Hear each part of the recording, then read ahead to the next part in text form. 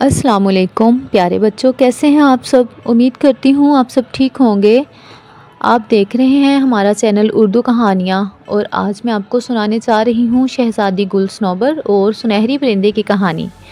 तो आप अभी से ही हमारे चैनल को सब्सक्राइब कर लें और अगर आपको कहानी अच्छी लगे तो इसको लाइक और अपने दोस्तों के साथ शेयर भी करें। तो चलें कहानी सुनते हैं।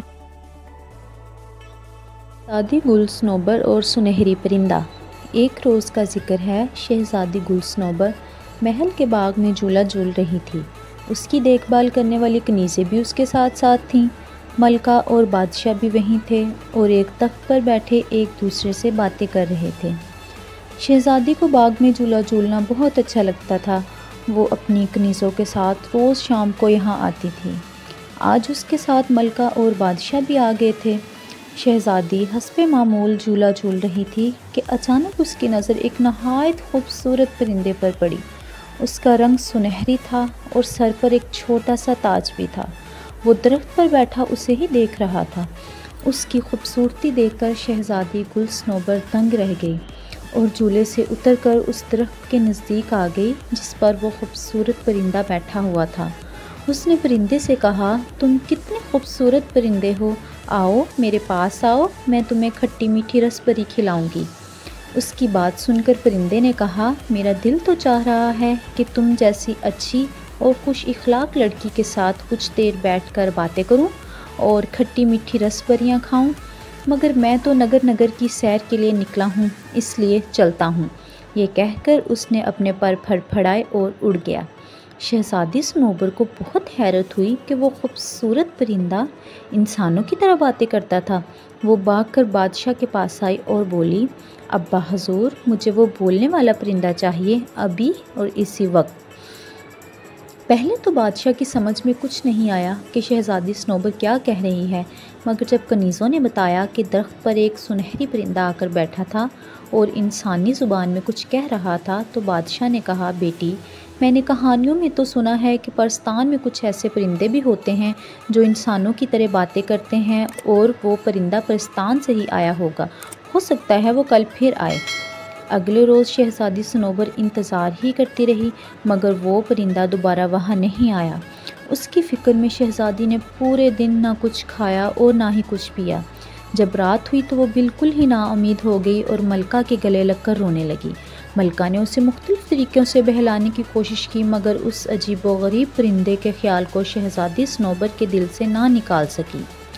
अपनी चहेती बेटी की उदासी देखकर बादशाह भी परेशान हो गया था।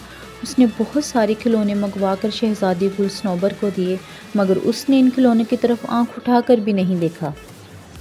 जब 2-3 रोज़ इसी तरह गुजर गए तो मलका और बादशाह की तशवीश में इजाफ़ा हो गया। शहज़ादी गुल स्नोबर इन चंद दिनों में नहायत कमज़ोर हो गई थी। उन्हें यह डर था कि वो कहीं बीमार न पड़ जाए।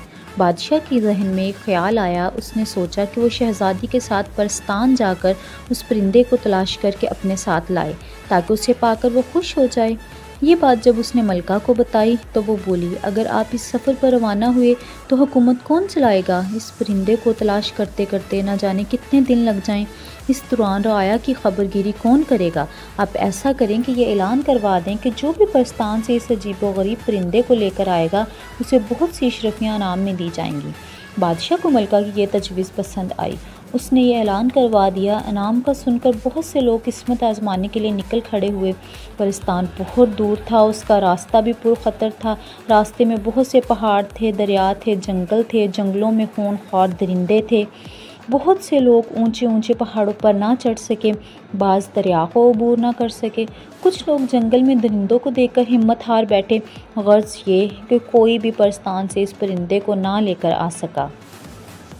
एक रोज़ 2 नौजवान बादशाह से मिलने महल आए और बादशाह से परस्तान जाने की इजाज़त चाही ताकि वहाँ से परिंदे को ढूंढ कर ला सके। बादशाह ने उन्हें इजाज़त दे दी और ताकीद की कि वो इस परिंदे को लेकर जल्द से जल्द आने की कोशिश करें, क्योंकि शहज़ादी गुल स्नोबर की हालत दिन ब दिन बिगड़ती जा रही थी। دونوں نوجوان اپنے اپنے گھوڑوں پر سوار ہو کر اس پرخطر سفر پر روانہ ہو گئے۔ ان میں سے ایک کا نام شہریار تھا اور وہ ایک لکڑہارے کا بیٹا تھا۔ دوسرے نوجوان کا نام سلیم تھا اور اس کا باپ ریشمی کپڑوں کا تاجر تھا۔ سلیم چونکہ ایک دولت مند تاجر کا بیٹا تھا، اس لیے اس میں بہت غرور تھا۔ اس نے شہریار سے کہا کہ تم جا کر اپنے باپ کے ساتھ جنگل سے لکڑیاں کاٹو اور انہیں گدھے پر لاد کر شہر میں بیچو۔ تم ان چکروں میں کہاں پڑ رہے ہو؟ شہریار نے اس کی بات کا برا نہیں منایا، مسکرا کر بولا، لکڑیاں تو میرے ابا کاٹ لیں گے، تم اس کی فکر چھوڑو۔ ہمارے بادشاہ سلامت اور ان کی ملکہ بہت اچھی ہیں، وہ دونوں اپنی رعایا کا بہت خیال رکھتے ہیں۔ ان لوگوں کے اچھے سلوک کی وجہ سے ہمارے ملک میں شیر اور بکری ایک گھاٹ پانی پیتے ہیں۔ اپنے بادشاہ سلامت کی وجہ سے ہم لوگ بہت خوشحال ہیں۔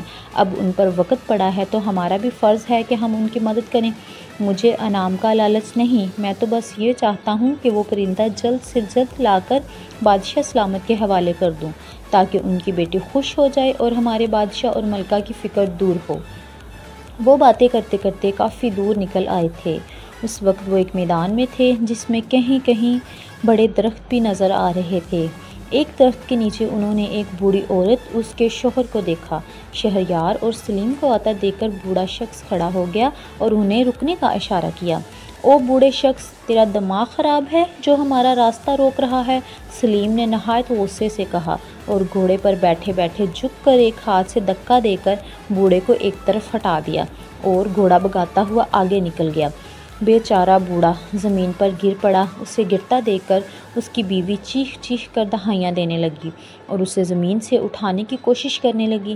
یہ دیکھ کر شہریار جلدی سے گھوڑے سے نیچے اترا، بوڑھے کو زمین پر سے اٹھایا اور بولا، محترم بزرگ، آپ کو چوٹ تو نہیں آئی؟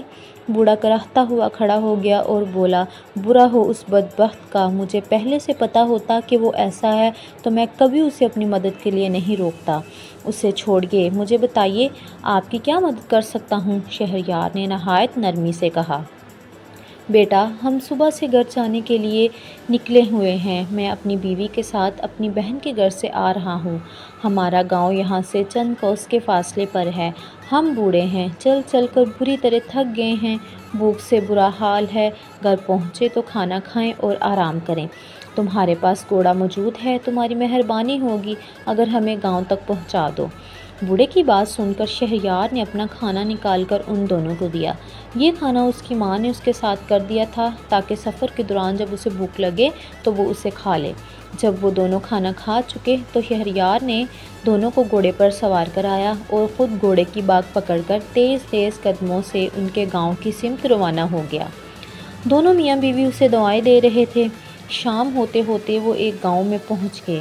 اسی گاؤں میں ان بوڑھے میاں بیوی کا گھر تھا۔ گھر پہنچ کر بوڑھے اور اس کی بیوی نے بڑے اصرار سے شہریار کو اس بات پر آمادہ کیا کہ وہ اگلے روز تک ان کے گھر میں ہی ٹھہرے، کیونکہ رات سر پر تھی اور رات کو سفر یوں بھی مناسب نہیں ہوتا۔ شہریار نے ان کی بات مان لی۔ رات کھانے کے بعد بوڑھے نے کہا، اب نوجوان تم بتاؤ کہاں سے آ رہے ہو اور کہاں جا رہے ہو؟ جواب میں شہریار نے اسے پوری کہانی سنا دی اور بتایا کہ وہ بولنے والے پرندے کی تلاش میں پرستان جا رہا ہے تاکہ اسے لے جا کر شہزادی گل صنوبر کے حوالے کر سکے۔ اس کی بات سن کر بوڑھا سوچ میں پڑ گیا۔ کچھ دیر بعد اس نے کہا، پرستان میں کچھ ایسے نایاب پرندے بھی ہوتے ہیں جو انسانوں کی طرح باتیں کرتے ہیں، مگر انہیں وہاں جا کر تلاش کرنا پڑے گا۔ پرستان جانے کے دو راستے ہیں، ایک راستے پر خطرات بہت ہیں اور اس کا راستہ بھی بہت طویل ہے، دوسرا راستہ قریب راستہ ہے، اگر گھوڑا تیز رفتار ہو تو 1 گھنٹے میں وہاں پہنچا جا سکتا ہے، اس راستے پر کوئی خطرہ بھی نہیں ہے۔ اگلے روز شہریار صبح سویرے بیدار ہو گیا۔ بوڑھے نے اسے پرستان کا راستہ اچھی طرح سمجھا دیا۔ وہ روانہ ہونے لگا تو بوڑھے نے اپنے گھر کے پچھلے حصے میں لگے درختوں سے بہت سارے امرود توڑ کر ایک تھیلے میں رکھ کر اسے دیے اور بولا، پرستان کے پرندے امرود بہت شوق سے کھاتے ہیں، یہ پھل پرستان میں نہیں ہوتا ہے، اسی لیے ان کی تلاش میں وہ انسانوں کی دنیا میں آ جاتے ہیں۔ تم یہ امرود اپنے پاس رکھو، مجھے یقین ہے کہ ان کی خوشبو وہاں کے پرندوں کو تمہاری طرف متوجہ کر دے گی، ہو سکتا ہے ان میں کوئی ایسا پرندہ بھی ہو جو انسانوں کی طرح باتیں کرتا ہو۔ شہریار نے امرود لے کر اس کا شکریہ ادا کیا اور گھوڑے پر سوار ہو کر وہاں سے روانہ ہو گیا۔ جس راستے پر اس کا گھوڑا دوڑ رہا تھا وہ بہت صاف ستھرا اور ہموار تھا۔ ایک لمبی پگڈنڈی تھی جس کے دونوں اطراف میں ہری ہری گھاس تھی، کہیں کہیں پھول کے پودے بھی نظر آ جاتے تھے۔ اس راستے پر سفر کرتے ہوئے وہ بہت جلد پرستان پہنچ گیا۔ وہ پرستان میں داخل ہوا تو چاروں طرف بہت چہل پہل نظر آ رہی تھی۔ حسین و جمیل پریاں خوبصورت اور رنگ برنگے لباس پہنے ادھر سے ادھر اڑتی پھر رہی تھیں۔ پریزاد بازاروں میں گھوم پھر رہے تھے اور مختلف اشیاء کی خریداری میں مصروف تھے۔ شہریار نے ایک میدان کے چاروں طرف بہت سارے پریزادوں کا جمگٹا دیکھا۔ وہ قریب گیا تو پتہ چلا کہ وہاں 2 دیوؤں کی کشتی ہو رہی ہے اور یہ سب ان دیوؤں کی کشتی دیکھنے کے لیے جمع تھے۔ اس کا بھی دل چاہا کہ دیوؤں کی کشتی دیکھے، مگر اس نے وقت ضائع کرنا مناسب نہ سمجھا اور بولتے پرندے کی تلاش میں چل پڑا۔ اس کی نظریں درختوں پر لگی ہوئی تھیں تاکہ اسے پرندے نظر آ جائیں۔ چلتے چلتے وہ ایک باغ میں پہنچا۔ وہاں پر بہت سارے چھوٹے بڑے نہایت خوبصورت پرندے فضا میں اڑتے پھر رہے تھے۔ وہ سب اپنی سریلی آوازوں میں چہچہا رہے تھے، مگر ان میں سے کوئی بھی ایسا نہیں تھا جو انسانی زبان میں باتیں کر رہا ہو۔ شہریار کو مایوسی تو ہوئی، مگر اس نے ہمت نہیں ہاری۔ اس نے گھاس پر بیٹھ کر کچھ امرود کی کاشیں اپنے سامنے ایک کپڑا بچھا کر رکھ دیں۔ امرودوں کی خوشبو سے جتنے بھی پرندے تھے وہ وہاں آ گئے اور اپنی ننھی ننھی چونچوں سے انہیں کھانے لگے۔ اور بھی پرندوں، کیا حال ہے؟ اس نے کہا، مگر کسی نے بھی اس کی بات کا جواب نہیں دیا۔ شہریار سمجھ گیا کہ ان پرندوں میں کوئی ایسا نہیں ہے جو انسانوں کی طرح بولتا ہو۔ امرود کی کاشیں ختم ہو گئیں تو وہ سب خوشی سے چہچہاتے ہوئے اڑ گئے۔ اچانک ایک سنہرے پروں والا پرندہ فضا سے اڑتا ہوا آیا اور شہریار کے سامنے بیٹھ کر بولا، افسوس، مجھے آنے میں دیر ہو گئی ہے، سارے امرود تو ختم ہو گئے ہوں گے۔ شہریار اس سنہری پرندے کو انسانی زبان میں بولتا دیکھ کر خوشی سے باغ باغ ہو گیا۔ اس نے ایک بڑا سے پیلا پیلا نرم گدیرا امرود نکال کر اس پرندے کے سامنے رکھا اور بڑے پیار سے بولا، پیارے پرندے، فکر نہ کرو، میرے پاس اور بھی امرود موجود ہیں۔ یہ سن کر پرندہ پھدکتا ہوا اس کے پاس آ کر بیٹھ گیا اور مزے سے اس کا دیا ہوا امرود کھانے لگا۔ کیا تم میرے ساتھ انسانوں کی دنیا میں چلنا پسند کرو گے؟ آخر شہریار نے اپنے مطلب کی بات کہہ ہی دی۔ کیوں نہیں؟ پرندے نے جلدی سے کہا، مجھے وہاں رہنا بہت اچھا لگتا ہے، وہاں امرودوں کے بھی بہت سے باغ ہیں، مجھے امرود کھانا بہت پسند ہے۔ اگر میں تمہارے ساتھ چلوں تو تم مجھے پنجرے میں تو نہیں رکھو گے؟ مجھے پنجرے میں بند ہو کر رہنا بالکل اچھا نہیں لگتا۔ میں تمہاری تلاش میں بہت دور کا سفر طے کر کے آ رہا ہوں۔ ہمارے بادشاہ کی بیٹی تمہیں یاد کر کر کے ہلکان ہو گئی ہے، اس نے کھانا پینا بھی چھوڑ دیا ہے۔ میں تمہیں لے جا کر اس شہزادی کے حوالے کر دوں گا، وہاں محل میں تم بہت آرام سے رہو گے۔ میں اسے بتا دوں گا وہ تمہیں پنجرے میں بند نہ کرے۔ شہریار نے کہا، میں کچھ روز پہلے شہزادی سے مل چکا ہوں۔ میں شہر شہر گھومنے پھرنے نکلا تھا اور اتفاق سے محل کے باغ میں میری شہزادی سے ملاقات ہو گئی تھی۔ وہ ایک بہت اچھی اور خوش اخلاق لڑکی ہے، میں باخوشی اس کے پاس رہنے کو تیار ہوں، پرندے نے کہا اور اڑ کر شہریار کے ہاتھ پر بیٹھ گیا۔ شہریار کا مقصد پورا ہو گیا تھا، لہٰذا وہ واپسی کے سفر پر روانہ ہو گیا۔ پرندہ کافی اونچائی پر اس کے گھوڑے کے ساتھ ساتھ اڑ رہا تھا۔ ابھی وہ اپنے ملک کی حدود میں داخل ہوا ہی تھا کہ اس نے سلیم کو دور سے آتے ہوئے دیکھا۔ اس کی حالت انتہائی خراب تھی، اس کا جسم دھول مٹی سے اٹا ہوا تھا، اس کے کپڑے بھی بوسیدہ ہو گئے تھے، اس کا گھوڑا بھی نہایت کمزور ہو گیا تھا۔ شہریار سمجھ گیا کہ پرستان جانے کے لیے سلیم اس پرخطر راستے پر نکل گیا ہوگا جس کے بارے میں بوڑھے نے اسے بتایا تھا۔ سلیم نے ابھی اسے دیکھ لیا تھا، وہ اس کے قریب آیا، دونوں ایک دوسرے سے ملے۔ شہریار کے پوچھنے پر سلیم نے بتایا، مجھ سے بہت بڑی غلطی ہوئی جو میں انعام کے لالچ میں اس سفر پر نکل کھڑا ہوا۔ پرستان کے راستے میں بڑے خطرات تھے، میں بڑی مشکل سے اپنی جان بچا کر بھاگا ہوں۔ شہریار نے اسے اپنی کہانی سنائی اور بتایا کہ اس نے ان بوڑھے میاں بیوی کو اپنے گھوڑے پر بٹھا کر ان کے گاؤں پہنچایا تھا۔ بوڑھے نے خوش ہو کر اس کی مدد کی، جس کی وجہ سے وہ بولنے والا پرندہ حاصل کرنے میں کامیاب ہو گیا ہے۔ وہ پرندہ تو تمہارے پاس نظر نہیں آ رہا، کہاں ہے وہ؟ سلیم نے بڑے اشتیاق سے پوچھا۔ شہریار نے آسمان کی طرف دیکھتے ہوئے اوپر اشارہ کیا۔ سلیم نے دیکھا کہ ایک خوبصورت سنہری پرندہ ان کے سروں پر منڈلا رہا ہے اور انہیں باتیں کرتا دیکھ کر پرندے نے چلا کر کہا، شہریار جلدی کرو، ایسا نہ ہو کہ رات ہو جائے۔ شہریار نے سلیم کو خدا حافظ کہا اور اپنے گھوڑے کو چلنے کا اشارہ کیا۔ سلیم نے اسے جاتا دیکھا تو بولا، اگر میں ان بوڑھے میاں بیوی کے ساتھ برا سلوک نہیں کرتا تو مجھے بھی بولتا پرندہ مل جاتا، شہزادی کے پاس ایسے 2 پرندے ہو جاتے۔ میں نے اپنی بد اخلاقی کی وجہ سے انعام حاصل کرنے کا موقع ضائع کر دیا ہے، مجھے اپنے برے سلوک اور غرور کی سزا مل گئی ہے۔ یہ کہہ کر وہ بھی اپنی راہ ہو لیا۔ شہریار محل پہنچا تو سنہری پرندے کو دیکھ کر شہزادی گل صنوبر خوش ہو گئی۔ پرندہ بھی بہت جلد اس سے مانوس ہو گیا تھا۔ شہزادی جہاں بھی جاتی وہ اس کے پیچھے پیچھے ہوتا۔